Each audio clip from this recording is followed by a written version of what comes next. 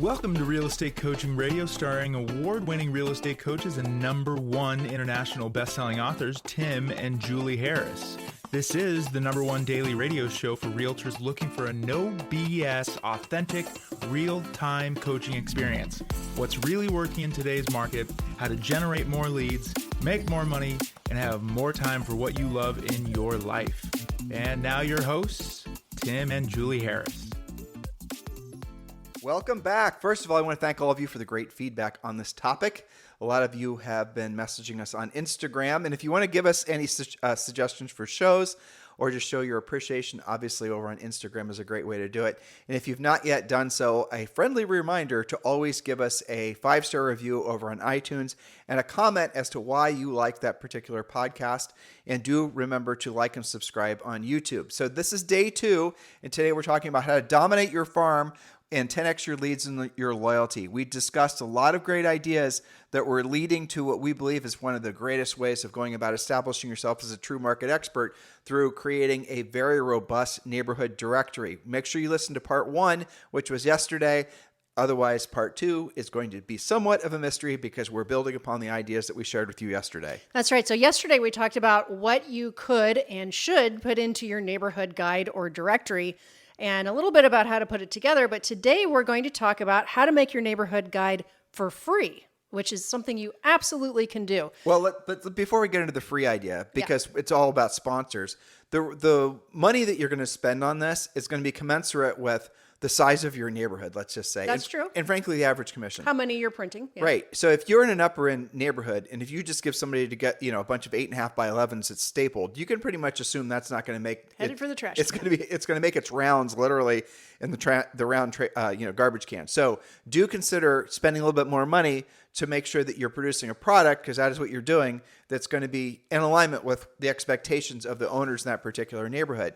And the easy button is going to always be to have some sort of 3-ring binder that, and again, you can look online and find all these different things. We're going to talk about, specifically how to assemble it, what it should look like. But this is something that's going to last the ages, hopefully, that's going to represent you.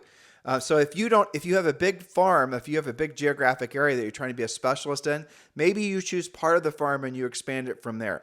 Like when Julie and I sold real estate in the New Albany Country Club area in New Albany, Ohio, there was a lot of little sub-neighborhoods that were inside the big master plan community. So, we would have started with Brandon, then we would have moved over to this one and this one and this one, and eventually expanding it to the point where it did include the entire community. But just take into consideration that if you're going to, you're going to put the effort into this, it's going to cost money. That is the reason that part 2, with frankly how to get this thing paid for, is so important. So let's go on to the first point, Julie. All right, how to make your neighborhood guide for free. You can ask your lender to sponsor the guide. Give them a half-page ad in the directory. They can promote special programs or incentives there. You could even give them a full page if you want. And remember, on these pages, you could even have little text ads at the bottom of every page too. You could you could run ads all the way through it. I don't think anyone's going to be offended by it. You do like a banner ad on the top and bottom. Exactly. Sell ads to the local service providers. Use business card size, quarter page, half page, and full page ads at different price levels. For a premium price, you can use the inside, front, and back covers. Remember, you're going to be on the back cover, but inside the back cover is another ad space. Well, the back cover, like when you're looking at taking out ads, it's the cover, obviously, that's worth the most money. And then it's going to be the inside of the front cover is worth the second most expensive. And then the inside of the second page. So if you think about it just in the order in which I did it, and then Julie's saying on the very back of it, that's the most valuable. Which should be them, I think. Right. I wouldn't give away the back, or I wouldn't give away the inside of the front cover. I would keep those for myself if I were you. Now, unless, of course, someone's willing to pay you a premium for those spots and then give them away. Adjust accordingly. Okay, you can ask your past clients and sphere of influence contacts who own businesses if they'd like to sponsor the guide or partially sponsor your guide. You can even allow the kids in the neighborhood to post their small businesses for free, like a babysitting, lawn mowing, tutoring company, any of those types of things. Don't charge the kids, but you can have a kids page, a kids corner, so to speak. Depends on how prosperous that lemonade stand is. That's true. That lemonade stand could be selling inflation, like limoncellos, right? You never know. Those things aren't cheap. Those kids are making That's good margin. That's a great idea. We should do that. Stand. Limoncello is an alcoholic drink, dear listener. We learned about that in Italy. Okay. We're joking. Yes, we're joking mostly. Okay. So that's how you can get it. We used to call call that zero based, so you're not, you're $0 out of pocket. Now, Tim started to talk about this a second ago. Make it professional and worthy of keeping. Do use high quality paper. Do print it in color. Use strong binding like spiral bound with a transparent cover or even book binding. Put a picture of the neighborhood sign or clubhouse on the cover and put your picture on the back. You can keep the information clear, concise, and consistent throughout the directory. Don't change fonts, don't change the format. And make the size easy to store. We talked about that a little bit yesterday. Notebook sized is ideal, a magazine type format. Make it something that I don't want to throw out, right? I'm going to go back to the 8.5 by 11. The reason I don't want to have you guys doing a bounded thing is because it's one and done and you have to redo it every time there's updates, and there's going to be updates all the time as people move in and out.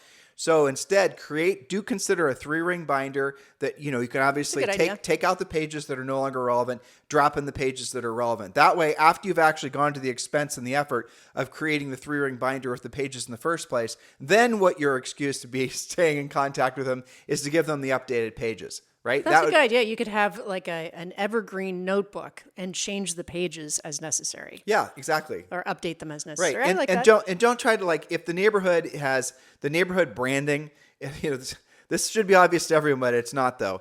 If the neighborhood branding is using like some sort of royal blue with gold font and copy the neighborhood branding exactly. Don't try to be creative or make it unique. Make it look like it's some sort of like institutionalized part of the community, even though you're creating it. Don't overthink any of this. Don't try to rebrand it yourself. Right. Don't try to rebrand it yourself.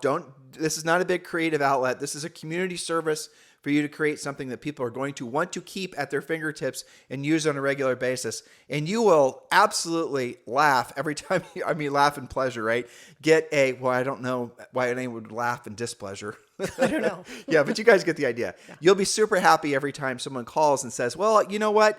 I know a bunch of other agents, but your directory, I've never, it's always been sitting on my countertop all these years. And obviously I thought of you when I put my house for sale. That's the type of thing that's worth investing in. Should they have maybe a quarter size page that says for your free market analysis or something like that? I would definitely do a call to action. You definitely want to have something more than just your name, rank, and serial number. You want to have some reason for them to want to call you, an updated CMA, but make it so that they can do it passively. Not just a call, obviously, but make like we give you guys a CTA on this podcast, a call to action on the podcast, that you can go to a website, you can text. Like, for example, here, I'll do one just in case you've forgotten. Mm-hmm. Have you guys joined Premier Coaching? There you go. If you have not yet done so, you can join Premier Coaching now for free. And you simply have to go to premiercoaching.com, or you can text the word Premier to 47372.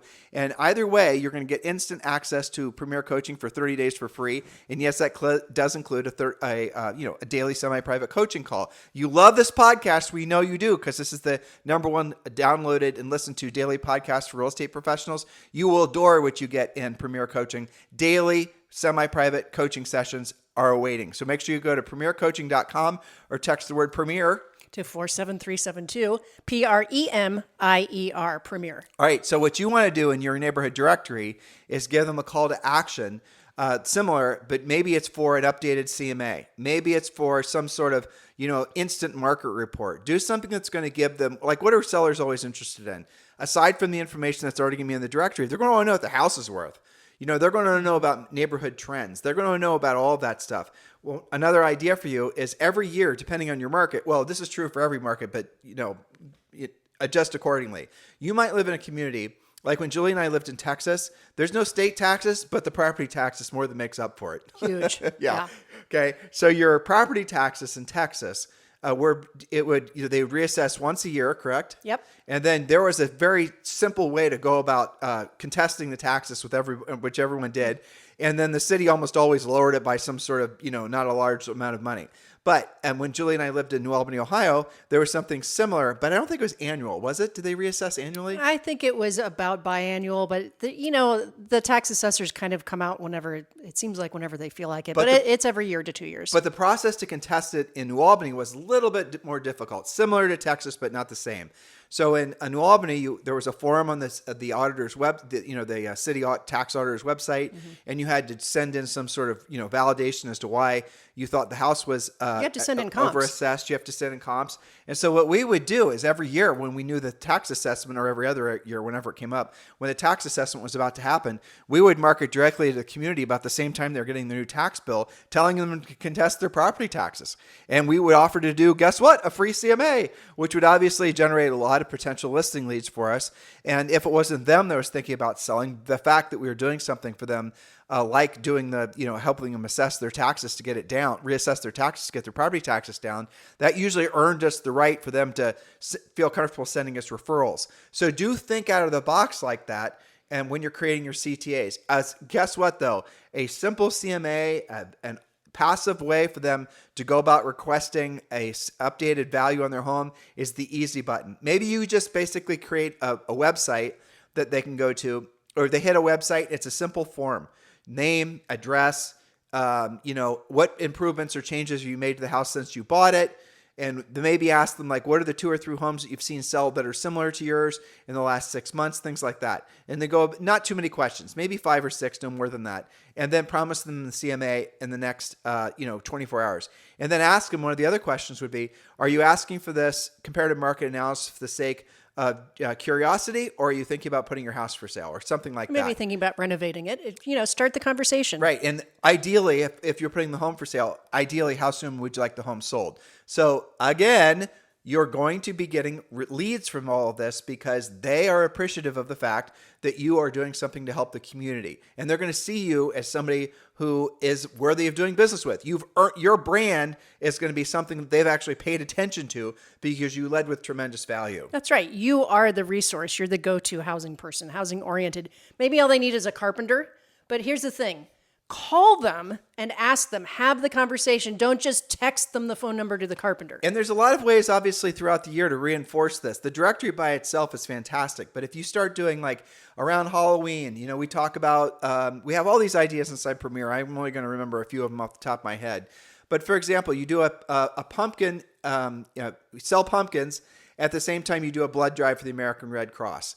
Or, during maybe the holidays, you're going to do something where it's a canned toy food drive or something. A toy drive, exactly. In conjunction with, I'm sure your local fire department does something similar. You guys get the idea?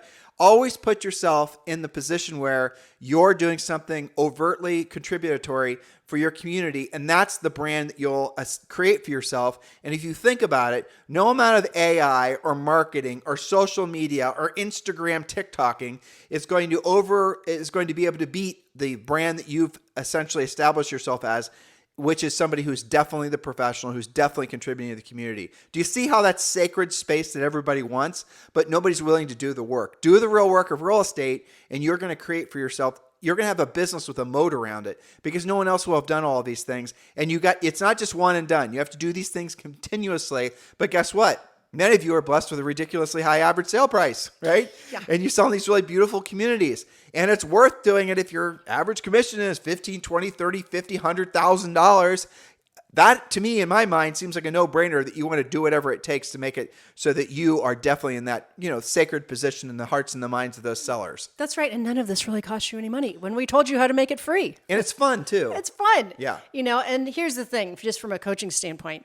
If this is something you're not going to do for whatever reason, you can't drive around your community and be mad because somebody didn't choose you or didn't even interview you for the opportunity of listing their home or representing them on the buyer side. That's right. You can. Okay, so final thoughts. Keep it relevant. Commit to updating the directory annually to stay relevant, accurate, and useful. Let residents know when to expect next year's version, how to send their updated information to you, to your email or text you. And again, when that happens, you call them and have real conversations.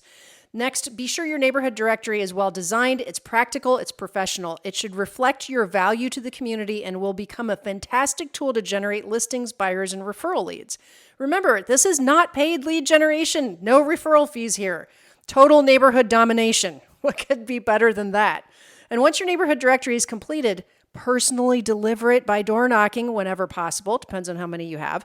Or, for efficiency, you can have a community event for residents to pick up the guide at the clubhouse if you have one, maybe at your house or at your office. Well, or just deliver it to them personally. That's the best, I That's think. the best way. Just go and knock on the door and do it at a time. It's not just, it's not drop and dash, okay? It's knock on the door when you know they're going to be home so you can actually give it to them so they can, obviously be appreciative of the fact that you're delivering it to their door, and you're going to be surprised how oftentimes you do that. It's going to spark these really meaningful long-term relationships. It's very simple how you be successful in real estate. It's called being of service to other people. And providing value. Continuously. It's not hiding behind a keyboard and trying to become a social media influencer in the real estate space. If you want to do all of the other stuff, other than the real work of real estate, which is being, overtly in front of other people, you're proactively having conversations with people on a regular basis. But if you want to do all the passive marketing and advertising, which is what social media and marketing advertising is, that's fine, but do it secondarily to reinforce the proactive activities. I hope you clearly understand that. I know a lot of you do, because we get great feedback, how that mindset shift away from just doing things passively and waiting for business to come to you and moving towards proactively going after the business and then having the passive reinforce the proactive activity. That really has changed a lot of your businesses, and really I think it changed the industry for those who care to listen. Yes, that's right. And here's the thing. Where do real estate transactions come from? They all start with a conversation where somebody's got a question, they've got a need about buying or selling or investing, or maybe somebody to refer to you. It starts with a conversation. Some of you are secret agents because you report that you're not sure what to say, how to say it.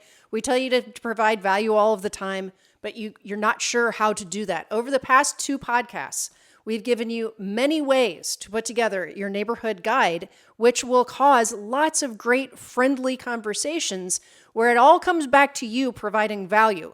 People will be appreciative. They'll be glad to talk about real estate with you. So don't be a secret agent. In Premier Coaching clients, and those of you who are joining right now, we are going to have templated pages for this. We are going to give you some specific ideas on how to go about scaling this idea up. But we strongly encourage you to take this seriously. And if you don't have a geographic farm, please listen to the start points from yesterday's podcast where we talked in a fair amount of detail about how to go about picking your geographic farm. Not all neighborhoods are the same, and you got to be investing in something. It's like buying stock. You want to be investing in a stock that has the greatest, chance of increasing in value, not flatlining or decreasing. And that goes true for a lot of communities too. Well, that's right. And as I was reviewing the notes for this, I wrote a little bit about this in our Harris Rules book, which you guys can get on Amazon.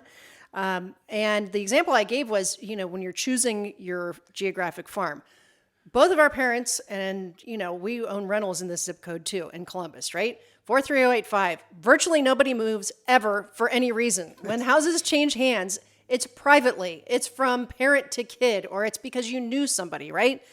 The same families have lived there for eons. Nobody ever moves. There's no inventory. I would never spend a bunch of money on that. Now, the zip code just south of there was our original stomping ground where we sold tons of property, which is still a hot zip code, because the houses are smaller and it's in a slightly less desirable school district. You start there and you move up to the other one if you can. So if I had X amount of dollars to spend, or I was going to do a neighborhood guide, I'm going to go to 43214 because it turns over. There's more activity there. Well, 43214 would be a good community because of the fact that you do have inside 43214 first-time homebuyer homes, move-up homes, and then really expensive homes. Yes. So someone can stay. Lots of movement. Right, lots of movement, up and down, and that would be a golden neighborhood to be in. Don't be intimidated if there's old grizzled veterans that are in the marketplace, because it is so true. Some of the easiest markets to compete in are the ones with the most expensive real estate, because those average commissions have made the agents have never really had to be, frankly, that competitive, because they get a lot of their business from centers of influence and past clients. Socially, yeah. But during a market I think in a lot of markets, you're seeing a lot of expireds. You're seeing a lot of essentially agents who have had these dominant positions in these communities for a long period of time. Their expireds are going to kill their market share, because the sellers are going to, future sellers are going to see that, Bob was king yesterday, but he's not getting these homes sold. They're starting to expire. That's the perfect time to start swooping in, hunting expireds, building your brand, dare I say, in those particular communities. There's always opportunity in real estate, no matter what direction interest rates are going, no matter who's the president is, no matter whatever the hell's going on in the news. There's always opportunity, because you were smart enough to get a real estate license, and you're selling something that people always need. People always have housing expense. And even after you are dead, you are still paying to be someplace for the most part, right? So there's no such thing as a free place to live, except unfortunately if you're homeless. I'm not trying to crack a joke. I'm just telling you the truth. No, even if your house is paid off, you're paying property tax. Exactly. So HOA, insurance. You're selling something that people always want. Unlike, let's say we do go into a recession. Imagine all the things that you're not going to be spending money on because you're going to be maybe, paying a little bit more closer attention to, maybe you're not going to go on an expensive vacation. You're going to go on a vacation, but it might be a staycation. Or you're going to drive someplace opposed to flying someplace. Those types of things. Well, what's not going to happen or not going to change is you're still going to need a place to live. You're still going to need food to eat. You're still going to need utilities. You were smart enough to get a license. Now it's really absolutely critical that you're smart enough to adjust to what this new market has to offer and start being more ambitious. When everybody else is starting to think pessimistically, you have to think optimistically. Ask yourself if your behavior now reflects the current market or the market that's about to come. And I'll give you a little challenging. If you've been in the business for, let's say, 5 years, you all remember 2000, 2001, 2022. I'm sorry, 2021, 2022. Yeah. Julie and I have been in the business a long time. I remember those years too. Yes. Yeah. So if you can remember how buoyant everything was, interest rates were low. People were, everyone's buying real estate. Here, want proof? There were over 6 million home sales. 6.5. Okay. There's basically going to be maybe 4 million home sales this year. Everybody you knew was buying or selling. Multiple times a year. It was like a thing to do, right? So back then, everyone was optimistic. Everyone was building their teams. Everyone was doing all these great, crazy things. They were so excited. The ambition was everywhere. That was called an easy time to make money because everybody was doing it because the market was making everyone look like superheroes. And it's easy to make mistakes. You can make a mistake. Who cares? You got enough money flowing in. You can paper up with more dollars, the new dollars that are coming in at the door to make up for the failed branding and marketing campaign for your inefficient team. More money flows in, more it allows people to make bad decisions and not hold themselves accountable, right? That's unfortunately what happens. We're on the other end of that now. We are now experiencing the exact opposite of that. So when everyone was doing great and you were doing great, were you behaving differently than you are now? You are thinking differently, feeling obviously emotionally differently. Maybe you were way more optimistic than you're pessimistic now. And now you maybe are feeling, oh, you know what?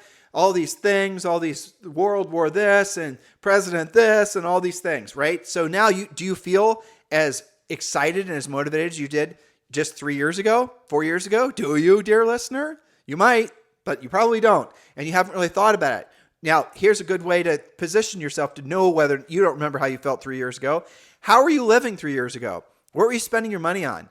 Did you go on vacations 3 years ago? Were you buying new cars 3 years ago? Were you, reading more books 3 years ago? Were you skinnier 3 years ago? Were things generally in your life better that you can remember? Look back in your pictures on your phone and compare it to how you're living now. Because how you're living now, how you're feeling now, is going to be what your future is.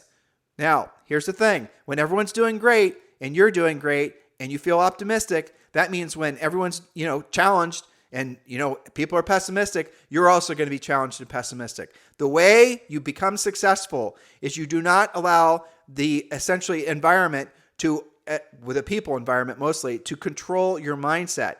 So when everyone is doing great, you're doing great. When everyone's not doing great, you're still doing great. You have to think, how are you feeling and how are you acting? Because how you're thinking and how you're feeling now is going to be directly related to what you choose to invite into your life today and then tomorrow. So, for example, if you do not believe that 2025 and 2026, if you do not believe that that's the start of the best part of your entire life, and I do not care how old you are, it's the start of what's going to be the best years of your life. Many, many years of unbelievable, ever-increasing levels of wealth, health, happiness, all the things starts in a few months. If you don't believe that, if you believe the exact opposite, your best days are behind you, all these bad things are going to happen, think about, just as I was taking you through the gamut of emotions there, what behavior, what are you going to be doing today? If you know for sure that next year, starting today, is the start of the best chapter of your life, the best season of your life, what are you going to be doing now? How are you going to be thinking? Who are you going to associate with? Who are you going to stop associating with? What are you going to stop reading? If you know for sure that the next phase in your life is going to be the best phase in your life, you know it for sure. What actions are you taking today? Are you reading a whole bunch of, are you doom scrolling? Are you Are you essentially hiding behind your keyboard and avoiding contact with other people in some, direct or indirect way? What behaviors are you taking? Look around at the people in your life, and if you can, compare them to how they were, especially real estate people, but anyone in general, how they were 3 years ago. Because here's what happens. It compounds. If you're acting pessimistically, if you're being a skeptic, if you're essentially not feeling optimistic, that's going to compound into next year and the year and the year and that. And then you're going to lose a decade.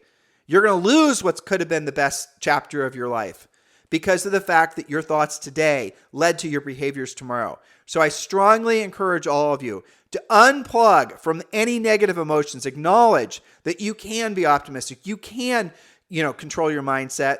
Remember how you felt a few years ago? Get back in alignment with the person that you want to be. That way you can make your tomorrow absolutely brilliant. Again, the thoughts, the behaviors that you do today will compound and will control your results that you get for the rest of your life, especially starting next year. Do take that seriously. And if you are in a downward spiral and you are finding yourself not feeling optimistic, you are finding yourself, not wanting to learn new things, if you do think your best years are behind you, you're going to make that true as well. You're going to make next year horrible. You're going to probably invite some real hardships into your life. You're going to lose friends. The things that you want to have in your life or used to want to have in your life, they're going to leave you. Nothing stays, there's no such thing as complacency in life. That's a myth. So you always have to be improving your health, your wealth, your happiness, and your relationships and your levels of learning. As soon as you stop doing that, you're going to lose what you have.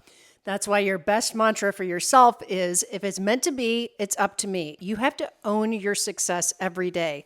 That way, instead of looking back and saying, woulda, coulda, shoulda, you should have done a better job last year, instead you're going to say, thank you, past, fill in your name, for having your act together and being positive and being the light in the market instead of being the darkness. Well, Julie, you and I are trying to work on Zoe's behavior, our 11-year-old almost. Yes. Right? She's 11 in a few months.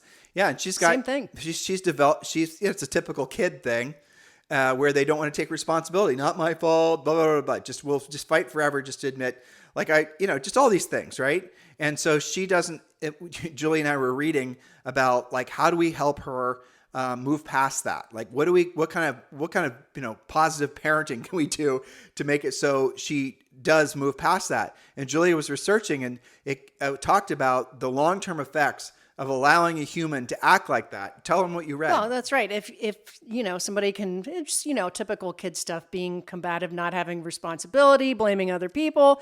Well, okay, so that's normal for a 10 or 11-year-old, but it's not normal when you're 15 or 16, when you're 20 years old, when you're building your relationships, when you're trying to get a job.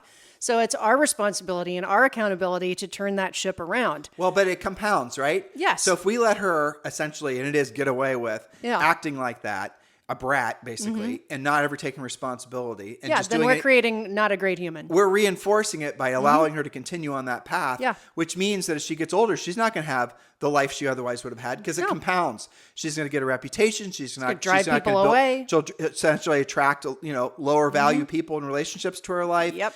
That's going to be something that by the time she's 30, because you and I weren't 20, because we wouldn't, we're doing the work with her, but a lot of us, when we were being raised, our parents didn't do the work with us. They put up with our crap for too long. They had other things to do in their lives. Maybe they were dealing with their own stuff. It doesn't matter. But a lot of the behaviors that a lot of us have nowadays are because we're not taking full responsibilities for our present situations. We want to look for everything possible to blame. And look, you did have hardships. You might have some issues. You might have some, diagnosable problems.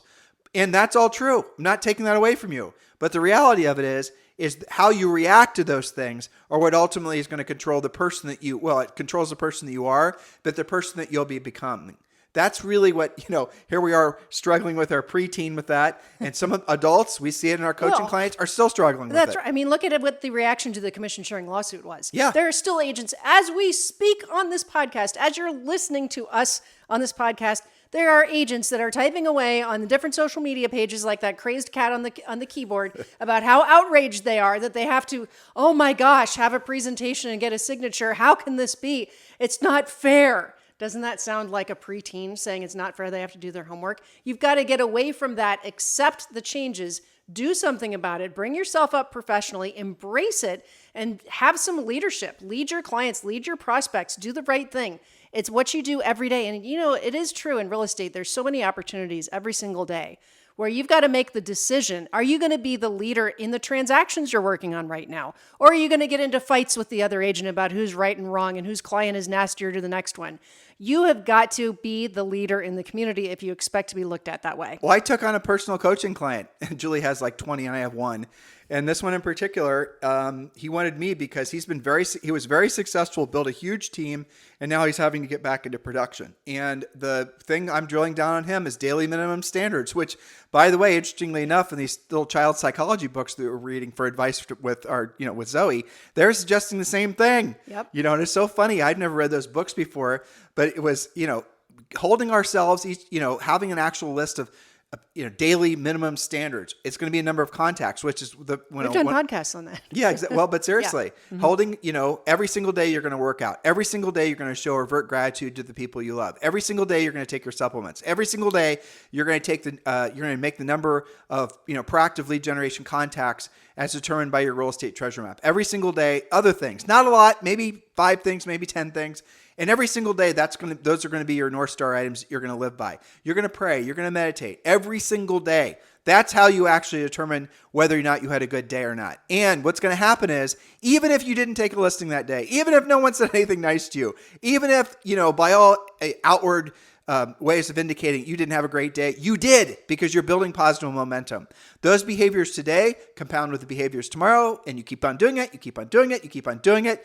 Zoe's 11 almost, and so she'll ask for a reward. What do I get for doing it? Well, she doesn't understand what she gets for doing it is not going to actually show up in her life for like a decade or 20 years, because she's become a really amazing woman because of the fact that she was not, she didn't grow up with parents who were complacent about her having these strange kid behaviors. Does that make sense? Yes, it does.